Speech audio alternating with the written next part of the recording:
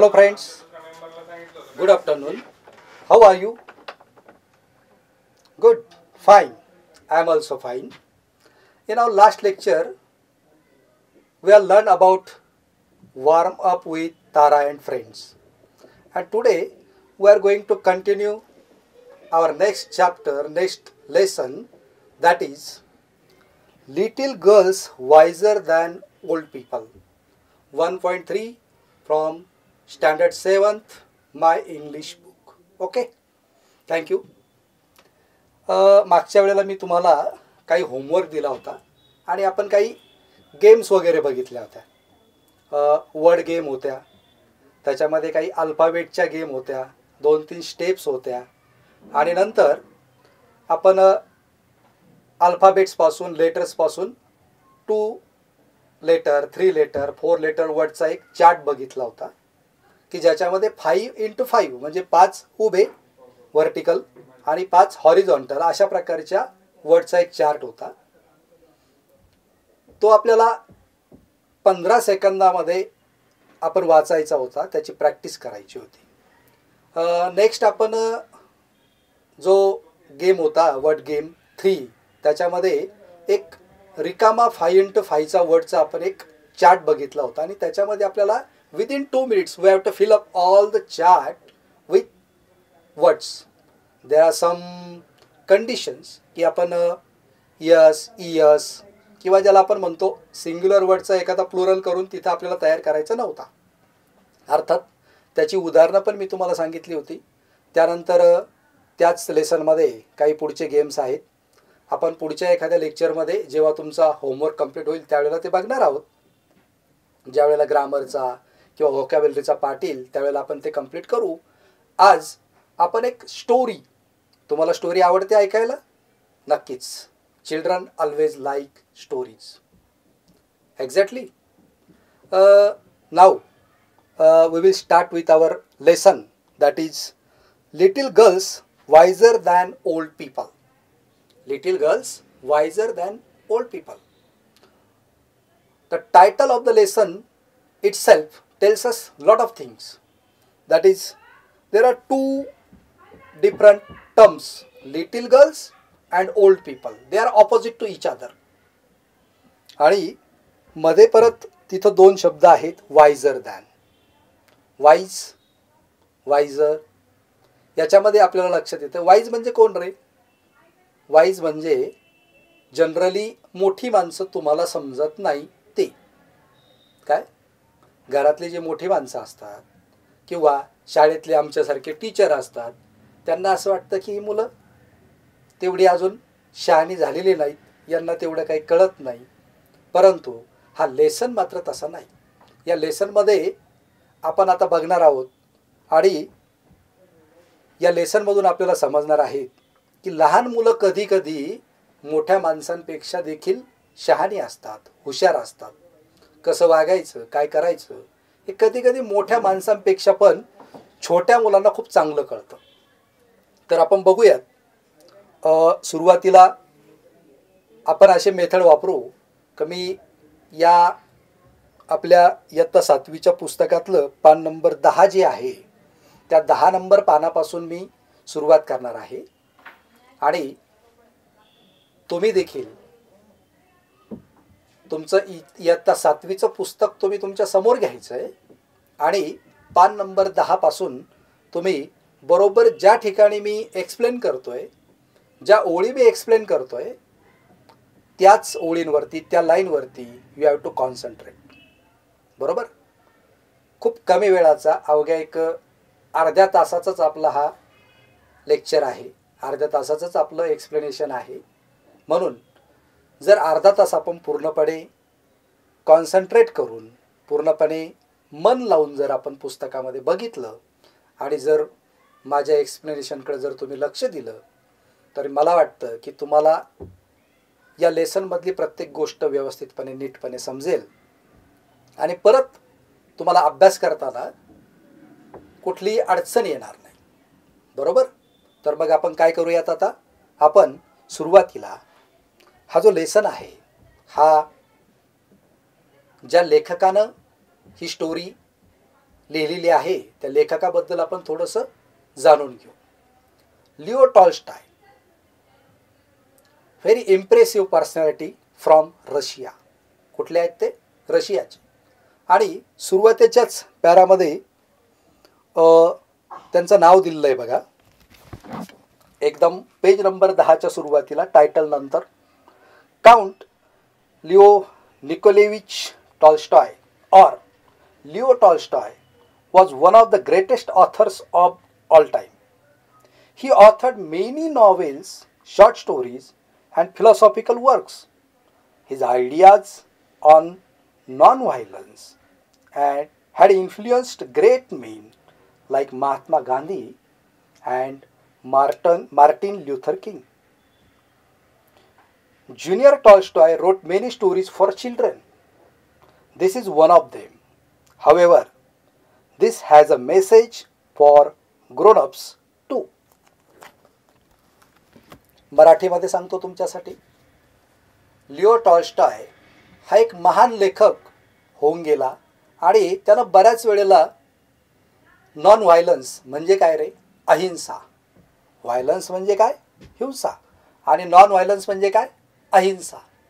अहिंसेवरती त्यांनी खूप प्रभावी नॉवेल्स म्हणजे कादंबऱ्या त्यांनी लिहिलेल्या होत्या.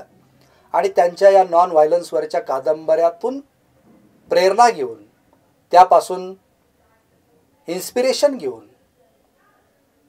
त्या कादंबऱ्यावरती प्रभावित होऊन आपल्या देशाचे राष्ट्रपिता, तुम्हाला माहिती आहे महात्मा गांधी यांनी देखील लिओ टॉल्स्टॉयच्या अनेक कादंबऱ्यामधून त्यांनी जी नॉन व्हायलन्सची म्हणजे अहिंसेची जी संकल्पना त्यांनी त्याच्यामध्ये मांडली त्यापासून प्रेरणा महात्मा गांधीजींनी सुद्धा घेतली होती. म्हणजे महात्मा गांधीजींवरती लिओ टॉल्स्टॉयचा बऱ्यापैकी प्रभाव होता. कारण महात्मा गांधीजींनी आपल्याला माहिती that he has followed the path of non violence in his life. Even in our freedom fighting, he also adopted the path of non-violence. Is that right? भारतीय स्वातंत्र्याच्या लढ्यामध्ये 2 गट होते. थोडंसं इतिहासाकडे आपण जाऊ 2 मिनिटासाठी. एक जहाल गट होता आणि एक मवाळ गट होता. लोकमान्य टिळक हे जहाल गटाचे नेते होते आणि महात्मा गांधी हे मवाळ गटाचं नेतृत्व करत होते. आणि म्हणून महात्मा गांधींनी ते दक्षिण आफ्रिकेत असल्यापासून त्यांनी तिथली जी वर्णभेदी व्यवस्था होती, जो त्या ठिकाणी भेदभाव केला जायचा, तिथून त्यांना जे काही अनुभव आले होते त्यानुसार त्यांनी आफ्रिकेतून भारतात आल्यानंतर आपल्या जीवनामध्ये अनेक आमूलाग्र बदल केले. भारतातले गरीब, दीनदलित या लोकांसाठी त्यांनी आपला पेहराव बदलला आणि भारतीय स्वातंत्र्य लढ्यामध्ये उडी घेतल्यानंतर त्यांनी नॉन व्हायलन्स आणि ट्रूथ म्हणजे अहिंसा आणि सत्य याचा मार्ग त्यांनी पत्करला. त्या मार्गानेच त्यांनी स्वातंत्र्य मिळवण्याचं निश्चित केलं होतं. संपूर्ण भारतामध्ये अनेक त्यांचे फॉलोअर्स होते. अशा आपल्या महात्मा गांधीजींनी हा जो आपला धडा आहे, हा जो आपला लेसन आहे, ही जी स्टोरी आहे, या स्टोरीचे जे लेखक आहेत लिओ टॉल्स्टॉय यांच्यापासून महात्मा गांधीजींनी प्रेरणा घेतलेली आपल्याला दिसून येते. तशीच ती मार्टिन ल्युथर किंग यांनी सुद्धा घेतलेली आपल्याला दिसून येते. तर हा या स्टोरीचा थोडक्यात एक ज्याला आपण म्हणूया की इंट्रोडक्शन झालं. म्हणजे ही स्टोरी नेमकी कुठून आली, कुणी लिहिली, हे थोडंसं आपल्याला माहीत असेल तर आपल्याला ते शिकण्यासाठी थोडंसं आणखी आवडतं किंवा आणखी आपण त्याच्यामध्ये रंजकतेनं आपण त्याला शिकू शकतो. पुढं त्यांनी असं म्हटलं की ज्युनियर टॉल्स्टॉय यांनी मुलांसाठी अनेक कथा त्यांनी लिहिल्या होत्या आणि त्या कथांपैकी ही जी कथा आहे, या कथेमध्ये ग्रोनअप्स म्हणजे काय? ग्रोनअप्स म्हणजे आमच्यासारखे. एल्डर्स, आपल्या घरातले एल्डर्स, यांच्यासाठी देखील या कथेमध्ये लिओ टॉल्स्टॉय यांनी एक मेसेज दिलेला आहे. त्यांच्यासाठी त्यांनी एक मॉरल या कथेमधून, या स्टोरीमधून दिलेला आहे. तर आपण बघूयात की याच्यामध्ये आपल्याला आणखी काय करता येईल. पण त्या अगोदर मी तुम्हाला एक चित्र दाखवतो. त्या चित्रामध्ये नेमकं काय होतंय ते तुम्ही मला सांगायचं.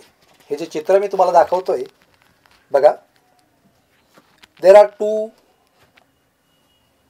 Children is there. One is boy and another is girl. That is Meena and Prashant are there. What they are doing? Yeah. What they are doing? They are fighting with each other. They are fighting with each other. Now, see and tell me that what do you think? What do you think that why are they fighting? तर ते fighting का करताय? Why they are fighting? विचार करा. थोडासा विचार केला की तुमच्या लक्षात येईल. जर तुम्ही पहिली स्लाइड, पहिला जो काही पिक्चर तुम्हाला दाखवलं होतं ते जर नीट बघितलेलं असेल तर नक्की तुमच्या लक्षात येईल. हां, exactly. They were fighting for chocolates. They were fighting for chocolates. Is that? Yeah. Now tell me that, is it a trivial or serious reason that they are fighting just because of chocolates? Is it a trivial or serious? Yeah, you should know the meaning of words for that. You know what is serious because we have listened this word lot of times. But have you listened the word trivial? No? Okay. I will tell you the meaning of trivial. Trivial means in Marathi शुल्लक. कसं? शुल्लक, अत्यंत किरकोळ. किरकोळ कारणावरून ते भांडतायत की काही त्यांचं सिरियस काही रिझन त्याच्या पाठीमागे आहे? What do you think? Yeah, you are right. They are fighting just because of trivial reason. Tara is telling us that they are fighting for chocolates and it is a trivial reason, not serious. Okay, now we are going to see the story of little girls and the reason behind their fighting. In this story we are going to see that there are two girls and they are fighting with each other. But what happens in this story, we will see in this lesson. Okay? Now,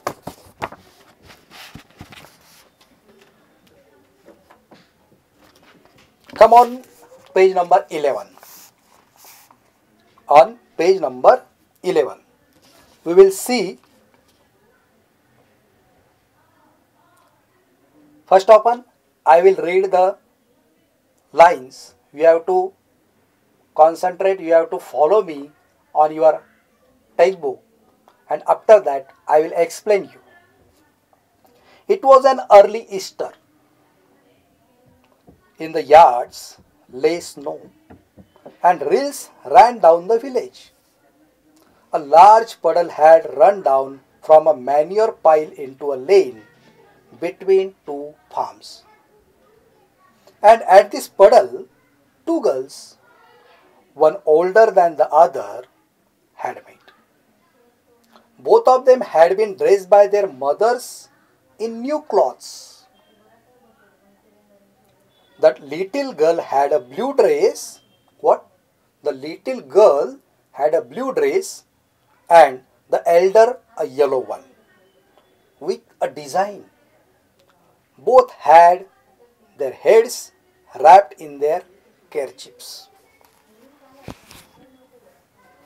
In this first para, we see that the story begins and the day was Easter. Do you know Easter? Easter, the meaning is given there. a Christian festival and holiday that is celebrated in many countries. Easter Sunday, we say. Okay? The day was Easter. And in the yards म्हणजे काय? ही story आपल्या भारतातली नाही आहे. The scenario of the story is from Russia. Okay? Because our writer is from Russia. This scenario is from Russia and it is not from city area but it is from a little village or town, we can say. Okay? What happened? In the yards, yards means तुमच्या घराच्या भोवती जी मोकळी जागा असते, जे अंगण असतं, त्या ठिकाणी काय पडलेलं होतं? Snow means what? बर्फ. And rills ran down the village. आणि त्या खेड्यामध्ये पूर्णपणे जे काय पाणी होतं पावसानं पडलेलं, ते पाणी पूर्णपणे त्या शेतांमधून गावामध्ये वाहत आलेलं होतं. A large puddle had run down from a manure pile into a lane between two farms. आणि जी दोन शेतं होती, त्या दोन शेताच्या मधून ते पाणी वाहत वाहत येऊन त्याचं एक डबकं साचलं होतं. काय साचलं होतं? डबकं, पडल. व्हॉट? पडल. अँड ॲट दिस पडल टू गर्ल्स. आणि ते जे छोटंसं डबकं साचलेलं होतं, त्या डबक्याच्या भोवती दोन मुली एकमेकींना भेटल्या. कोण होत्या त्या?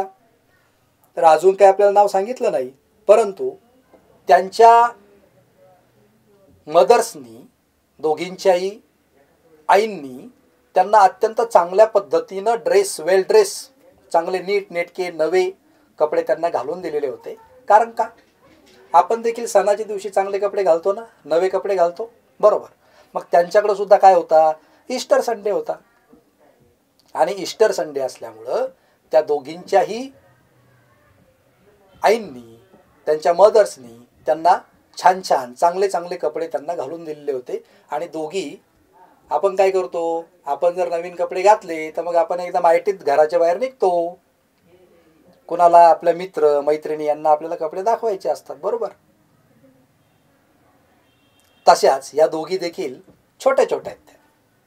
त्या दोघी पण एकमेकींना भेटल्या, नवीन कपडे घालून त्या घराच्या बाहेर पडल्या होत्या. त्या डबक्याच्या भोवती तिथं एकमेकींना भेटल्या. त्यातली जी छोटी होती, त्या छोटीनं निळ्या रंगाचा ड्रेस घातला होता. कोणत्या? Blue dress. आणि जी मोठी होती, मोठी म्हणजे फार तिच्यापेक्षा मोठी नाही, पण जी छोटी होती तिच्यापेक्षा थोडीशी मोठी, Elder than the little one. त्यांची नावं येतील आपल्याला आता. तिनं काय केलं? Yellow one with a design. तिनं कोणता ड्रेस घातला होता? पिवळ्या रंगाचा, की ज्याच्यावरती डिझाईन पण होती, नक्षी पण होती, असा ड्रेस त्यातल्या त्या मोठ्या मुलीनं घातला होता. Both had their heads wrapped in red kerchiefs. शेवटचा शब्द बघा पॅरेग्राफ मधला, काय आहे? कर्चिप्स. याच्यामध्ये देखील आपल्याला लक्षात येईल की 2-3 शब्द या पॅसेजमध्ये आपल्याला दिलेले आहेत. आता एक प्रश्न मला तुम्हाला विचारायचा आहे. तुम्ही नीट ऐकलं? मी जे तुम्हाला सांगितलं ते तुम्ही नीट ऐकलं का? पॅसेजमध्ये जे मी समजावून सांगितलं ते, की ईस्टरचा दिवस होता आणि एका खेड्यातला सीन आहे. तिथं त्यांच्या घराच्या अंगणामध्ये भरपूर बर्फ साचलेला होता. बरंच पाऊस झाला असल्यामुळं पाणी आलेलं होतं आणि छोटी डबकी होती. त्यातल्या एका डबक्याजवळ या दोन मुली भेटल्या. अँड दे वर ड्रेस्ड वेल. म्हणजे त्यांनी खूप छान कपडे घातलेले होते, बरोबर. तर मी तुम्हाला प्रश्न विचारतो की व्हॉट द गर्ल्स हॅव वोर. बघा, दोन्ही मुली दिसत आहेत का तुम्हाला इथं? व्हॉट द गर्ल्स हॅव वोर दिसत आहेत? कोण देतं मग उत्तर? ओके, ठीक आहे. विचार करा त्याच्यावरती आणि चांगल्या पद्धतीनं निरीक्षण करा आणि उत्तर द्या. I have told you that the little one has wore the blue dress and the elder one has wore the yellow dress with design. Puddle. There are some new words in this para. We will see the 3 words from this paragraph. First upon, we will see the puddle. What is puddle?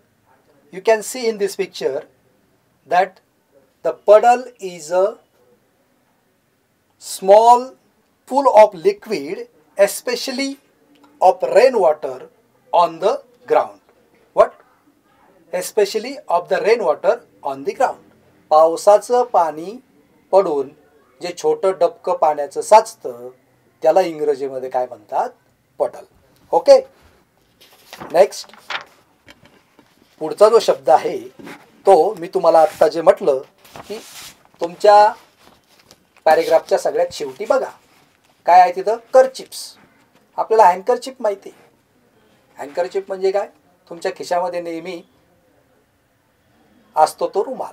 आणि कर्चिप्स म्हणजे काय? तर या 2 मुलींचं चित्र जर तुम्ही नीट बघितलेलं असेल तर त्यांनी डोक्याला सुद्धा एक काय केला होता? रुमाल बांधलेला होता. हा जो डोक्याला बांधलेला रुमाल आहे बघा या पिक्चरमध्ये. Kerchiefs, a piece of fabric used to cover the head. Those girls have covered their head with kerchiefs. Okay. Now we will see our next part. Now look in your textbook. Next, after prayers in the church, the 2 girls went to the puddle. You can see here also in this slide that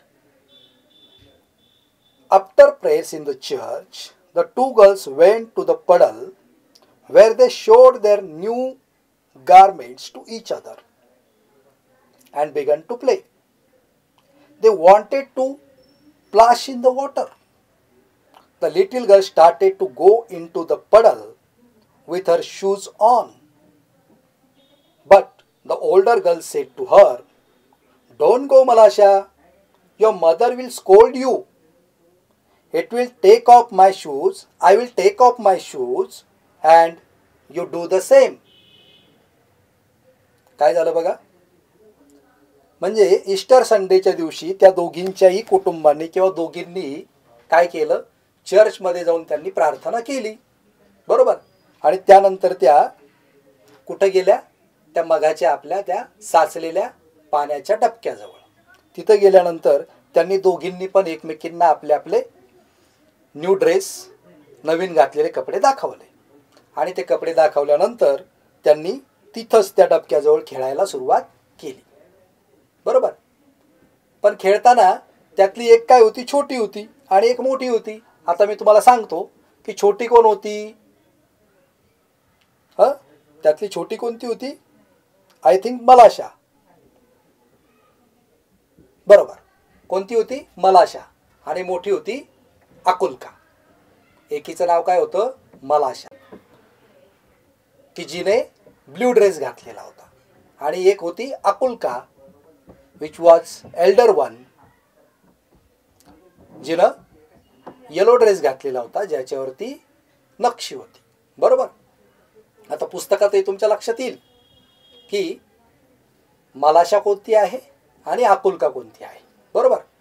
या अकुल्का आणि मलाशा दोघी आपापल्या कुटुंबाबरोबर ईस्टरच्या संडेला चर्चमध्ये गेल्या. तिथून बाहेर पडल्यानंतर त्या डबक्याजवळ आल्या आणि नेहमी आपण जसे आपल्या मित्रांबरोबर गल्लीत खेळतो त्याप्रमाणे त्या एकमेकींबरोबर खेळायला सुरू झाल्या. एक 5-6 वर्षाची होती आणि दुसरी एक 6-7 वर्षांची होती. 1-2 वर्षाचं त्यांच्यामध्ये जास्तीत जास्त अंतर होतं, फार नव्हतं. मलाशा छोटी होती म्हणून ती 5 वर्षाची आणि अकुल्का 7 वर्षाची.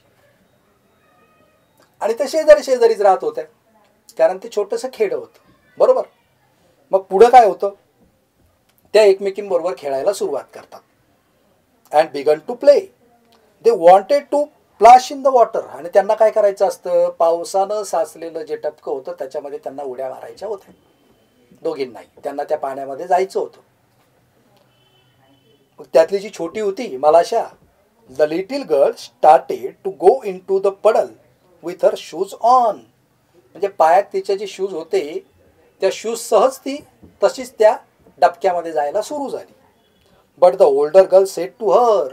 परंतु आकुलका काय म्हटली तिला बघा, don't go Malasha, your mother will scold you. काय, don't go Malasha, your mother will scold you. Scold म्हणजे आता तुम्हाला चांगलं माहिती आहे, कारण आई आपल्याला कमीत कमी दिवसातून 10-12 वेळा तरी नक्कीच ओरडत असेल, बरोबर. मग स्कोल्डिंग आपल्याला चांगली परिचयाची आहे. मग स्कोल्ड म्हणजे काय, तर ओरडणे. आकुलका काय म्हटली मलाशाला, अरे तशीच त्या बुटांसहित इथं आतमध्ये येऊ नको, नाहीतर आई ओरडेल तुला. I will take off my shoes and you do the same. Akulka म्हटली, मी पण माझे शूज काय करते, बाहेर काढून ठेवते आणि तू पण काय कर, तसंच कर. म्हणजे आपण दोघी शूज बाहेर काढून ठेवू आणि आपण या पाण्यामध्ये खेळायला या डबक्यामध्ये उतरू. दोघींचं ठरलं, बरोबर. What happens next. The girls took off their shoes, raised their skirts, and walked through the puddle toward each other. Malasha stepped in up to her ankles and said, "It is deep, Akulka. I am afraid." Akulka replied, "Never mind. It will not be any deeper. Come straight toward me." काय म्हटली ती, come straight toward मी.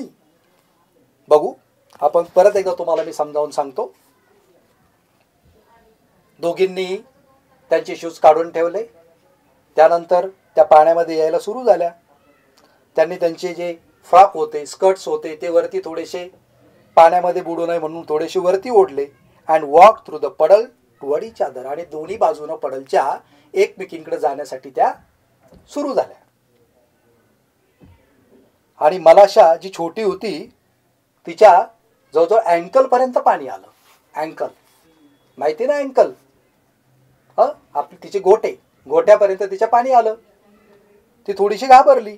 ती काय म्हटली आकुलकाला, Malasha, it is deep. Deep means खोल, deep means खोल, बरोबर. ती म्हटली की हा खड्डा खोल आहे, डबकं खोल आहे. आय एम अफ्रेड म्हणजे काय, मला भीती वाटते, बरोबर. तर तिला आकुलका काय म्हणते, नेव्हर माइंड, घाबरू नको. काय म्हणते, never mind, it will not be any deeper. फार काय ते खोल नाहीये.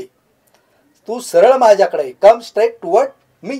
तू काय कर, सरळ माझ्याकडे तिकडून, बरोबर. दोन्ही डबक्यामध्ये आता उतरल्या.